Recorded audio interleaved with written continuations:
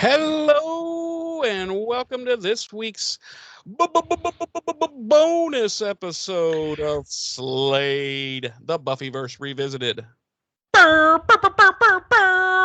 Bonus episode. And I'm one of your hosts. I'm Jeremy. I'm your other host, James.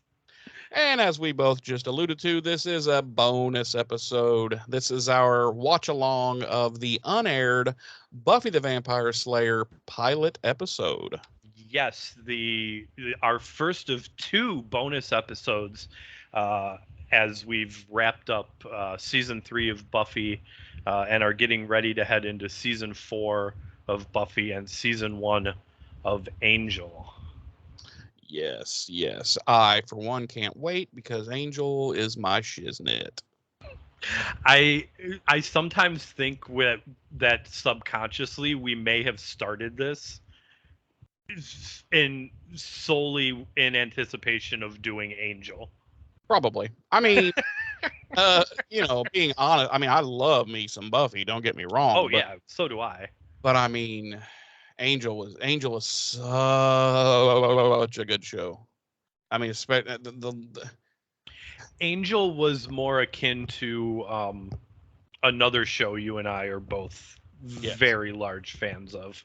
Yes. I think that aside from the fact that obviously it's got the ties to Buffy, which, we were both fans of, obviously, before Angel came into its own as a show. But I think once Angel came into its own as a show, the definite similarities between that and Highlander, it's clear to see why we're also big Angel fans. Yeah, and there are a few two that come right to mind that are in this show that become part of Angel that are two of probably my favorite characters that have ever existed in fictional media, and being Fred and Lorne. Right. I don't know. This show every season gets so much better with Angel, whereas I feel like Buffy definitely y'all will find out with season 4. Right. He definitely had some major swings and misses. And I feel like Angel pretty much with each season that went on just got better and better, and to the point where when it ended, you're like, no. Yeah, I mean, obviously we're not going to veer too far off course right now. We'll talk more about this, once we start Angel. But Angel, to me, it definitely, man, there was a point there where it got pretty not great, in my opinion. Not for me. I feel like it was pretty much I get okay, well, yeah, there's the Connor stuff got a little bit a little drab, a little long in the tooth, but I don't know. I feel like it had a lot less L's and a lot more W's than Buffy did, Right.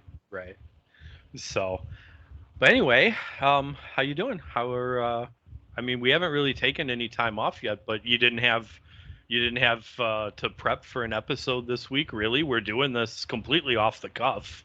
Completely by the seat of my pants that I'm not wearing right now. I mean, and that's not a joke either. Like, I am raw dog. Right. I haven't watched the unaired pilot recently. No, I haven't either. There's no notes. Everything I tell you is going to be pulled off of from other places. Yeah. I jotted down some random things, but for the most part, we are flying by the seat of our pants for this, and the second bonus episode as well. Once we get there, yes. So total pants flying. So, but you're good. Everything's good. I'm good. I'm alive. I'm above ground, so I feel like I'm in the W column. Okay, good. How about you? Good. It was as much as I enjoy rewatching Buffy and doing the podcast. It was nice to not really have to worry about that this last week? Yeah, it was. Our vacay is always nice for that, But then towards the end of it, I'm always like, man, I'm chomping at the bit to get back into some casting of pods here. So right. And we'll have double the pod pleasure going forward. We will. We'll be the Doublemint twins. We will be the Doublemint twins. Yes. Not fraternal, obviously. No, we're identical. Yeah. So, as Jeremy stated, we are going to be doing the unaired pilot for Buffy the Vampire Slayer. This was just a pretty much a 25-minute pitch episode that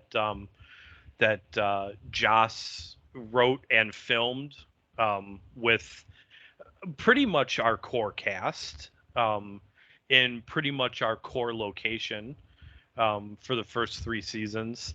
And very not shot for shot, but really close to what the finished ended up being. Right. What would end up becoming Welcome to the Hellmouth was very, very similar to this. There's obviously added scenes, location changes, dialogue changes, but this haircuts, some haircuts, some dye jobs, some replacements, yes. So anybody that's listening or watching, you will hopefully by now have noticed that there is a YouTube link in either the show notes for the audio version or the show notes for the YouTube version of the podcast. If you click that link, it will take you to the best quality version of this I could find. Because keep in mind, this has never aired publicly. It's never been broadcast on TV. It's never been released in a DVD collection, and it never will be, because Joss Whedon hates this. As he should hate himself. As he should hate himself. But we can get a little bit more into Joss's hate for it once we've finished the rewatch and kind of gone through and talked about it a little bit. So hopefully you've all clicked to that link and you've brought up the video and you have queued it up to start playing, because Jeremy is going to give us a little countdown similar to the countdown he gives me right before we start recording every episode. And when he says to, we're all going to hit play and we're going to watch this together, and Jeremy and I are going to talk about it as it plays, very much like we did with Buffy the Vampire Slayer, the movie. As it unfolds, we will speak of it. So, Jeremy, why don't you go ahead and give us that countdown? Okay, I'm gonna go down from 5, and when I say press play now on the word now, that's when you want to press play. All right, everybody. So here we go. In 5, 4, 3, 2, 1. Press play now. And there we go. Gray screen. It is. Yeah, it takes a few seconds to actually start up, but we see right off the bat we open up pretty much identical to the Welcome to the Hellmouth episode, with the exterior shot of what is not Sunnydale High in the unaired pilot. It is where is it? It is Berryman High, I believe. Is that correct, Jeremy? I missed it, so yes. Berryman High, yes, it's Berryman High. We see the two students breaking into the school, an older student and a younger female student, played here by Julie Benz as in Welcome to the Hellmouth. However, our male lead is different. In Welcome to the Hellmouth, this actor was replaced by Carmine Giovinazzo, who is a character actor that people probably recognize. I think most readily from one of the CSI or NCIS shows. I also want to point out that we do have a location change in the Welcome to the Hellmouth episode. The scene that's playing now of Darla and Chris in the high school took place in one of the science labs, and in the unaired pilot, it's taking place in the auditorium. And we get the shock twist that oh god, that font. Yeah, the obviously Nerf Herder doesn't exist at this. I mean, they probably exist, but the famous theme song does not exist at this point.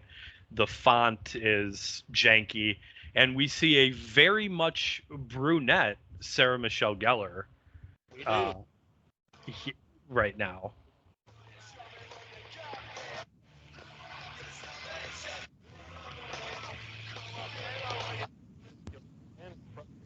Berryman.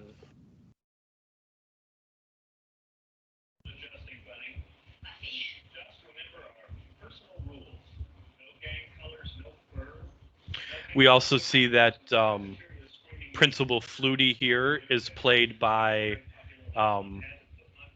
Stephen Stephen Tobolsky, who very well-known character. Very well-known character actor. Who would end up being replaced by Ken Lerner for Welcome to the Hellmouth and the first season of Buffy. And we see our very first shot of the original Willow. Yes, our introductory scenes to Xander and Willow here are pretty much the same, but we see Willow in the unaired pilot is played by actress Riff Regan, as opposed to the lovely and talented Allison Hannigan. And the scene pretty much plays out exactly the same, except it's outside of the high school instead of in the halls of Sunnydale. But man alive, does this girl suck as Willow? No offense. We've got Charisma Carpenter as Cordelia and Mercedes McNabb as Harmony.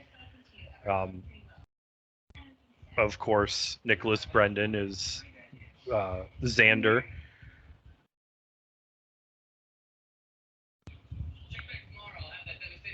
And he runs into the love of his life.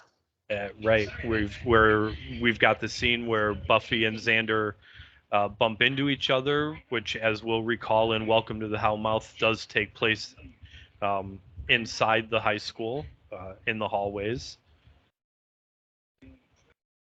Buffy has. Like, hey, you forgot your pointy dildo. Wow. Wow. And here's a shot of the weird library. We have probably the biggest location change between the unaired pilot and Welcome to the Hellmouth is the library set. You've got a massive 2-story library here. This is definitely a college library. Yeah, I actually like it. I like this. I do. I like it too. And they actually, they take design cues from this original library set for the Buffy animated series that never aired. Yeah. Which maybe at some point down the line we'll do a watch along for the unaired Buffy animated series pilot that is floating around out there. Now, James, do you have any information as far as how much time was there between the filming of this and the filming of the actual pilot, Welcome to the Hellmouth? I'm not really sure. I don't think it was extremely long, but I do know that they had to film Welcome to the Hellmouth in a very short period of time because Buffy was picked up as a mid-season replacement. Right. So they had very limited time. Right. Which we'll actually talk more about once we're done walking through this. We've got Buffy and Willow meeting each other. The scene, like we said, a lot of these scenes pretty much play out dialogue-wise the way they played out in Welcome to the Hellmouth. There's a lot more exterior scenes for the pilot. And my guess is because they probably couldn't get permission to film inside. Yeah.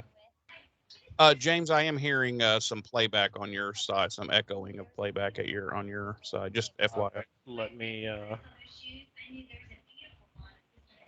But yeah, this, I've talked about it a million times with you, but my biggest takeaway from this unaired pilot was always which is the case with most people, is this other Willow. And it's no offense to this actress, but man, she is not good.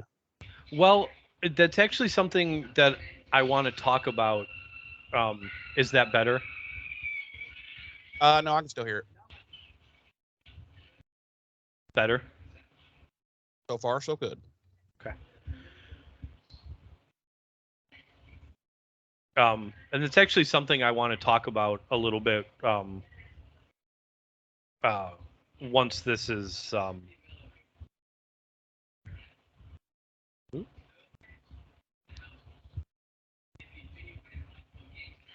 so we've got right now we see Xander kind of giving Buffy a tour of the school grounds and pointing out the different high school cliques and giving her the 411 on what's happening here at Berryman High School. Now, do they call it Berryman at this point? I can't recall. I believe so, yes. Okay. So they're not calling it Sunnydale at this point. No. I had completely forgotten how, like, in the first couple of episodes of this show, that we always see Xander with a skateboard. Oh, yeah. That he, never rides. Right. He just always carries it around.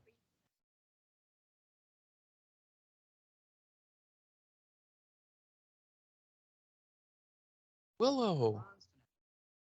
God, it's just so weird seeing this weird. This not Allison Hannigan Willow. This not Willow. There's something about her performing. I don't know. She's very stiff, not.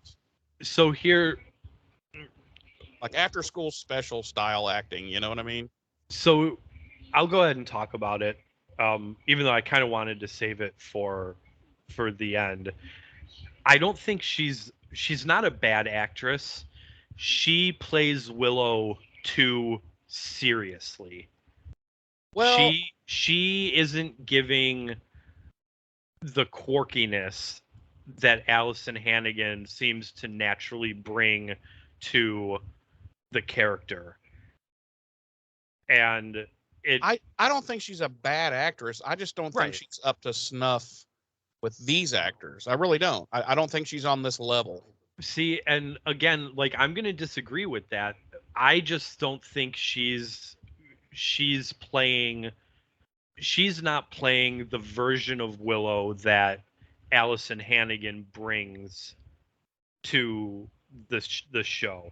And whether that was a conscious decision after seeing how this episode played out with Regan playing Willow that way, or what, I'm not sure. But this version of Willow is definitely too serious and not anywhere near as quirky as the version of Willow that Allison is playing. And I loved how that body was still there. Right. Just Buffy blanket on it. Buffy just went to examine the body, discovered that it was a vampire attack, and has now once again gone to the library to tell Giles that she wants no part of slaying, much as it played out in Welcome to the Hellmouth. Right. I wish they had kept some version of this library set, honestly. I love it. Yeah. I like it a lot more than what we got, but yeah. We won't have that anymore because it's now destroyed. Yes. And I think I don't want to give anything away, but I think the gathering place we get next for the Scoobies, I liked it a lot more than I did the library. Mm.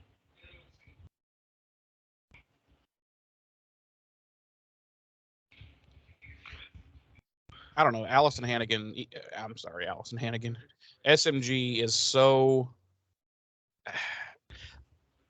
good, even here, even in this pilot, that sometimes she not with Anthony, but with some people, she overshadows them. I love that little flip she just did off the second floor of the library, kind of, give us a little showcase of Buffy's Slayer abilities. The powers of the Slayer. Yeah, I just SMG's been good for a long time.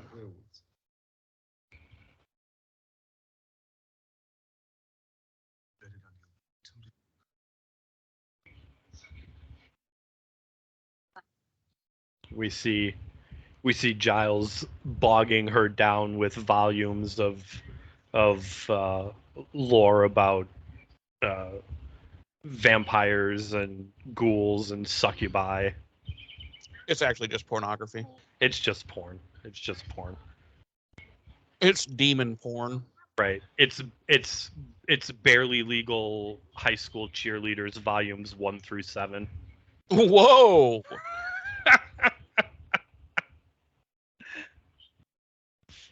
None of these people are underage at this point. Oh no. I think they're all at least like 19. I think she's the youngest. I believe so, yeah. And she's like 19 or 20. Yeah, she's only playing a few years younger than her actual age. Yeah. So is Anthony Stewart Head. He's actually 73. He's playing his early 30s, so. He is our age. He is the age we are now here. I know. Thanks for that. And he is, as we saw, regularly referred to as ancient in the show. Yeah.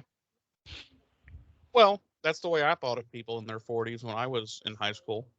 Yeah.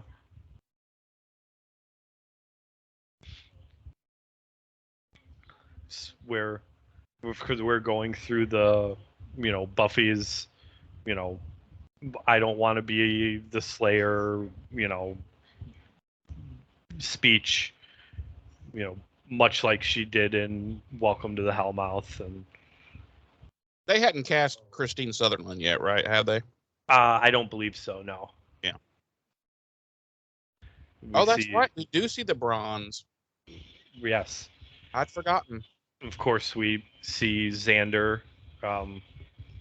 overhearing that Buffy is the Slayer, or thinks she's the Slayer. We saw a flyer for Dingoes Ate My Baby, which, as we all know, is Oz's band. We see Jonathan. So Jonathan's been around since the pilot. Jonathan's been around since the pilot. Or the unaired pilot. The unaired pilot. So even though Dingoes Ate My Baby makes it into the unaired pilot, they officially wouldn't get name dropped again until season 2 of Buffy. Yeah, and they took Dingoes. They got that from the Seinfeld episode, right? No, Jeremy. A dingo ate my baby. they got from a movie starring Meryl Streep. Well, Seinfeld was many years before this, and they had a whole episode about it. So.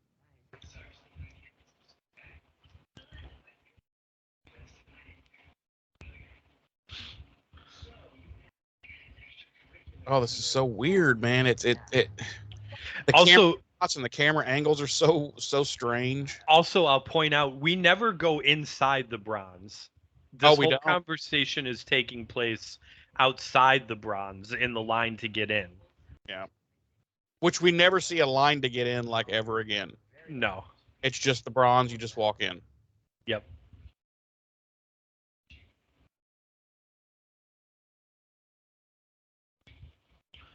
Weirdo Willow. Right. The scene plays out, with the exception of being outside the bronze, just like it does in Welcome to the Hellmouth.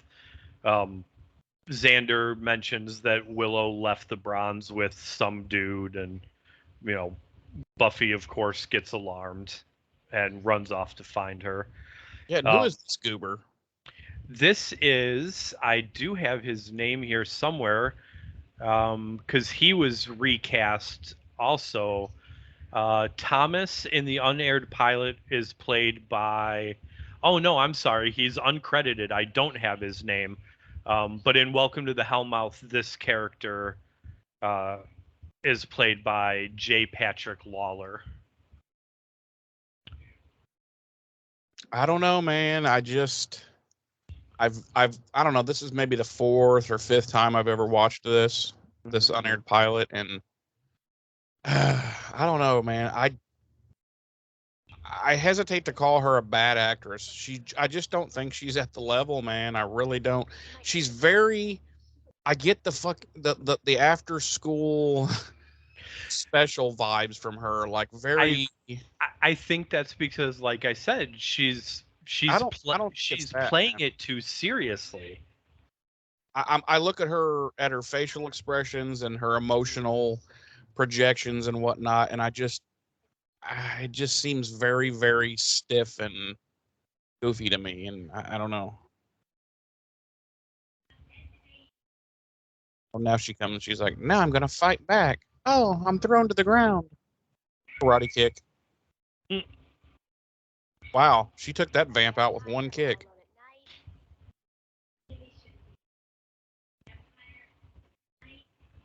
Hey, so do we know, are we going to talk about why there was this Willow and why she was replaced?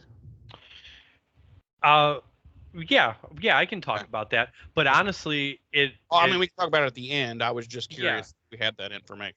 Yeah, I mean, but it's on it. Really, nothing we haven't already talked about. Like it was obviously clear that she wasn't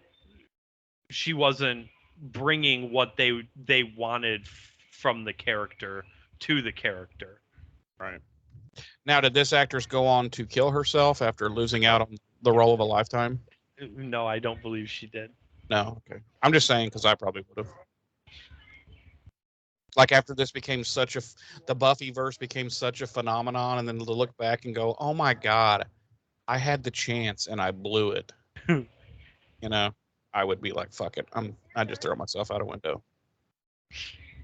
The first story window, though. Darla! I love Darla. I miss Darla. Miss Darla, too. I wonder if we'll ever get to somehow see Darla again. I don't know. Maybe in flashbacks, probably. Yeah, maybe. Yeah, that's probably all the way. Riff Regan went on to... Look at this dusting. Look at this dusting. Yeah. Yeah. Oh, that's so bad. That was really bad. But I mean, obviously it's an unaired. It's a right. It probably had like a $5,000 budget. Right. Why does Willow have this giant crucifix in her purse? Because she is fucking Jewish. And Darla's just gonna lay there and have that thing held to her and scream. I don't know. Maybe they weren't gonna have Willow be Jewish at this point. I don't know. Right. But she just still, even if the character isn't Jewish, why is she got this giant crucifix in her that she just carries around in her purse? The huge, giant wood crucifix. Well, you know how them God people are. Yeah.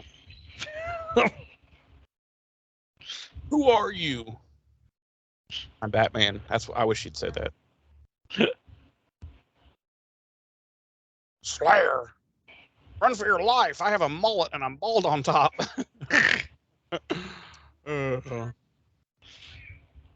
This guy's not too bad. The main baddie vampire. He's not too bad. No. They had the makeup pretty much down at this point, what they wanted the vamps to look like. Yeah. Which I've always thought their vamp makeup was cool. It was good. Make them look like, don't just put teeth on them. Right. Make them look a little demonic. Right. There's a definite noticeable change from regular to vamp. Yeah, exactly. I always hated the ones, even the movies, shows, or whatever, where it's just like, the only difference is teeth. They throw some pointy teeth on them, and I'm like, Right. I feel like if it's a vampire, it's gonna look more than just, oh, right. Look, it's me, boing, pointy teeth. It's me, pointy teeth man. Especially in the lore of Buffy, where a vampire is essentially a demon wearing a human suit, meat suit. Right. So you would think when when they feed or whatever, they take on a more demonic persona.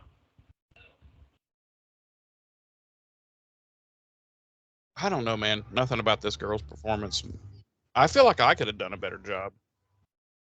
Like, I could have played Willow in drag better. They do refer to it as Berryman. The sign, the board there said Berryman High on it. We also saw Harmony. She is also here from the beginning. Right. I mentioned that earlier. Oh, okay. Must have been while I was actively not listening to me. Ignoring you, yes.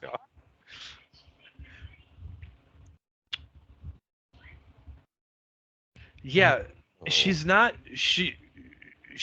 a bad actress. She's not. See, we're gonna have to disagree there. Well, no. She's not bad. I don't think she's at their level. She's not bringing the level of quirkiness that Willow needs to have. See, for me, it's not just about quirkiness at all. It's just, I don't feel like she's at their level.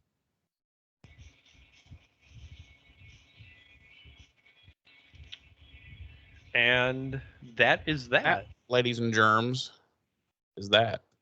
That is that. So,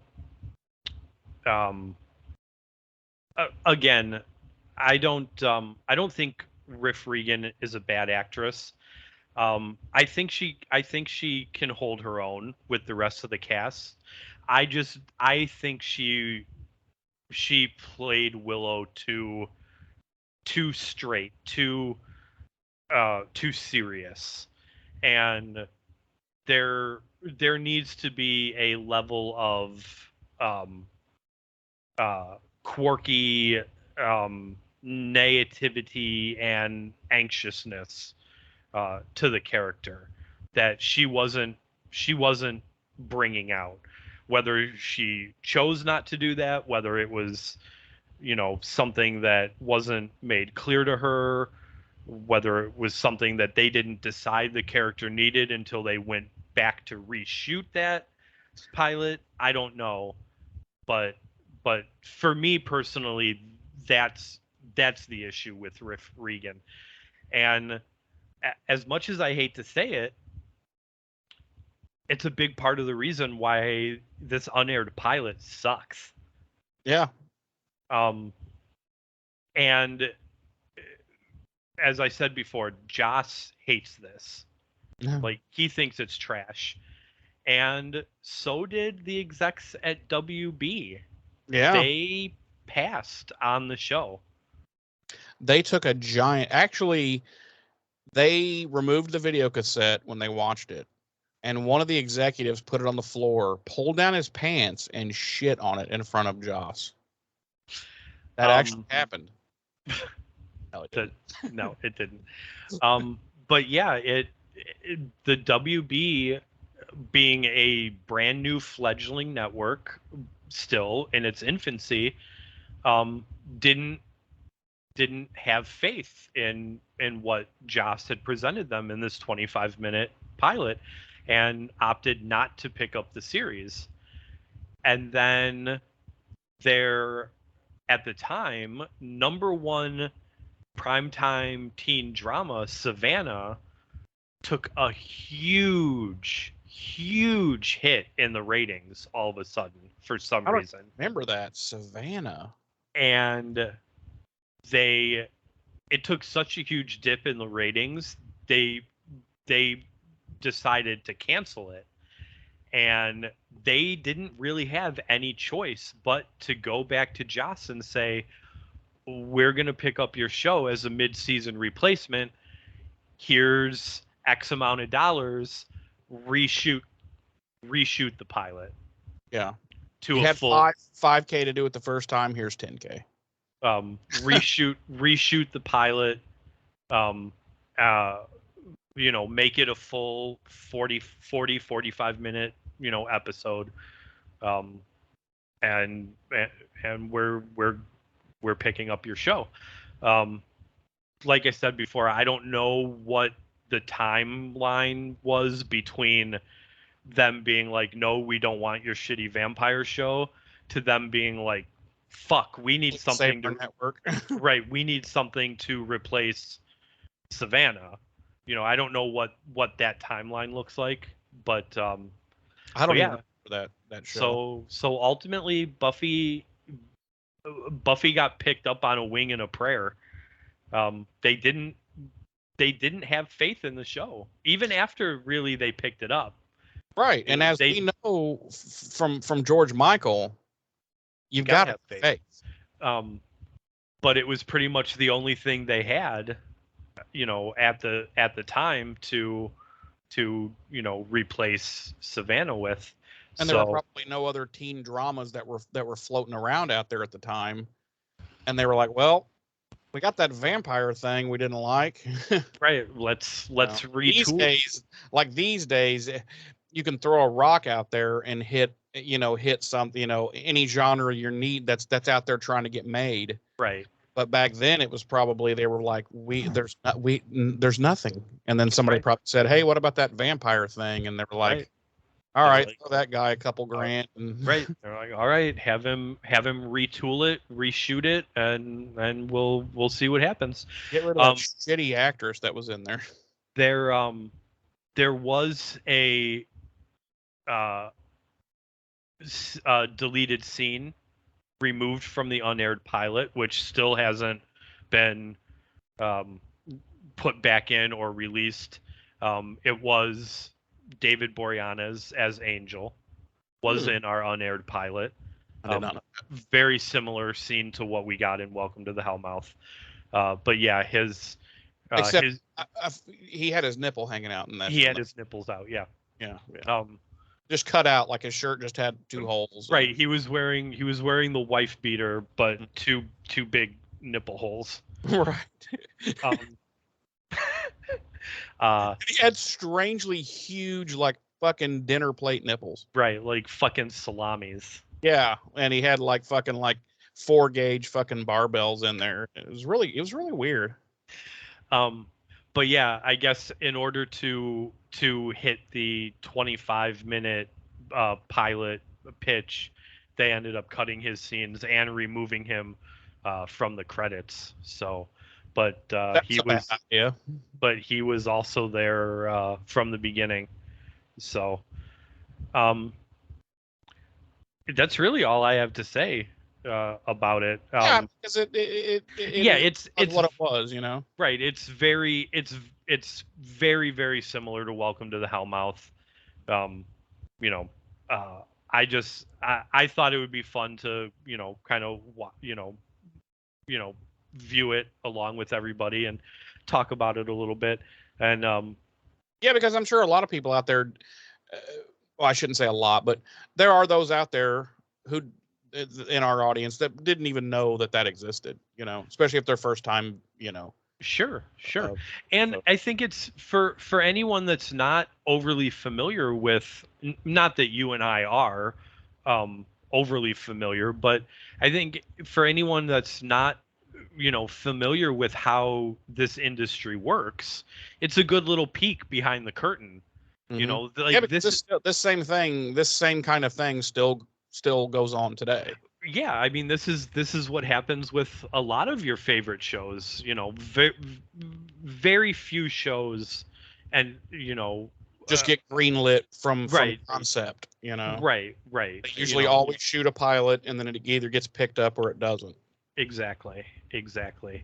And I in what little bit of prep I did do for this, I learned a couple new things too. Like, I had no idea that the WB said no at first. Yeah.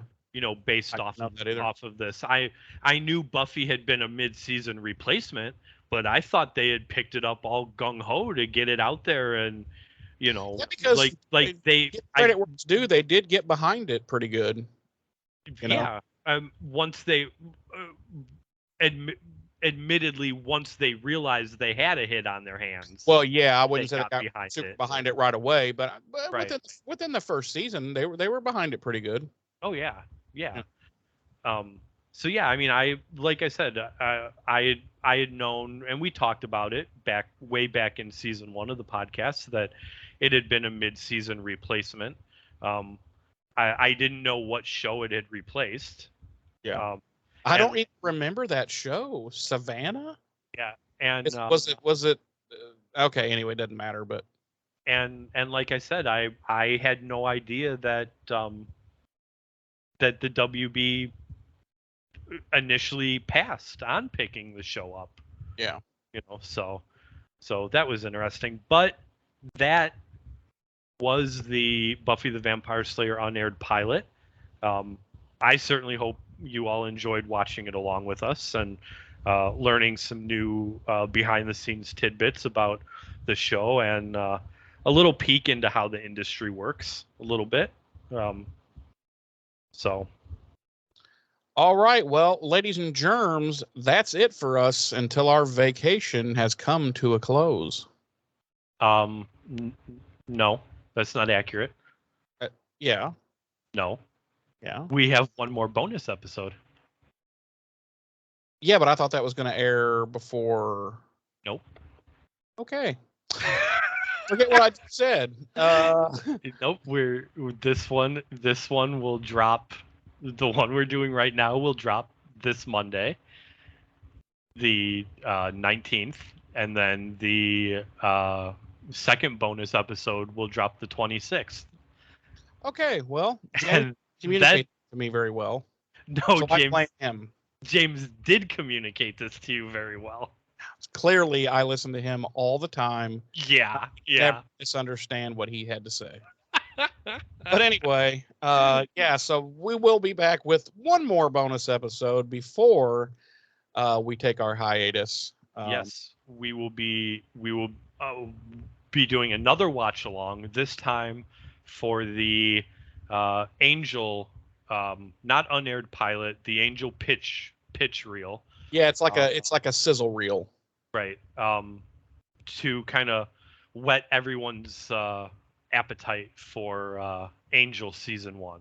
So we definitely look forward to that. Much more enjoyable than what we just watched. Yeah. And I know that I, for one, am already wet. And I have been one of your hosts. I'm Jeremy. I'm your other host, James. Ta-ta.